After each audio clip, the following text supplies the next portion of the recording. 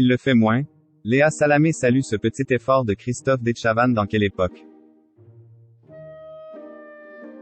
Fini les vacances, c'est la rentrée pour Léa Salamé et l'équipe de Quelle époque. Ce samedi 7 janvier sur France 2. Avant ce premier numéro de 2023, la journaliste a fait son premier bilan de l'émission auprès de TV Magazine et elle est notamment revenue sur sa relation de travail avec Christophe Dechavanne. Après 2 semaines de pause pour les fêtes de fin d'année, Léa Salamé est de retour sur France 2 ce samedi 7 janvier avec Quelle époque.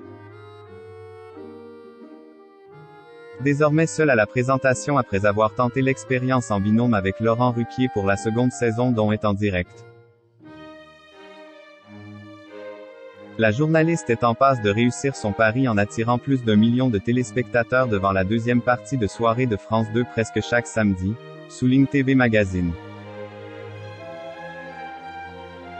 C'était un gros challenge pour moi franchement, ce n'était pas gagné, a-t-elle reconnu auprès de nos confrères. Je suis hyper heureuse de voir que les gens n'ont pas fui et au contraire, viennent de plus en plus nombreux. C'est tout de même réjoui l'ancienne complice de Yann Moix. Alors que l'émission devrait, selon elle, encore subir quelques ajustements, Léa Salamé se dit en revanche satisfaite de sa collaboration avec son équipe de chroniqueurs. Philippe Cavrivière, Paul de Saint-Cernin et Christophe Dechavanne. Ce dernier lui a pourtant coupé la parole à plusieurs reprises, lui ont alors fait remarquer nos confrères de TV Magazine. Il le fait moins, a aussitôt tempéré la journaliste. Et de concéder.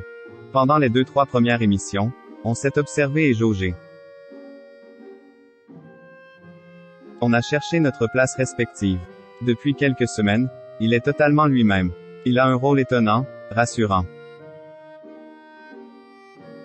On le découvre différemment, a-t-elle ajouté, estimant que l'animateur avait l'air heureux sur le plateau à ses côtés. De Raphaël Glucksmann à Nicolas Demorand, ces hommes qui ont marqué la vie de Léa Salamé. Qui sont les invités de ce samedi 7 janvier? Pour ce premier numéro de l'année, Léa Salamé reçoit le député insoumis François Ruffin, notre nouvelle Miss France, Indira Ampiot. L'humoriste Alex Vichorek qu'elle connaît bien pour le croiser quotidiennement dans les couloirs de France Inter, le présentateur Jean-Luc Reichmann.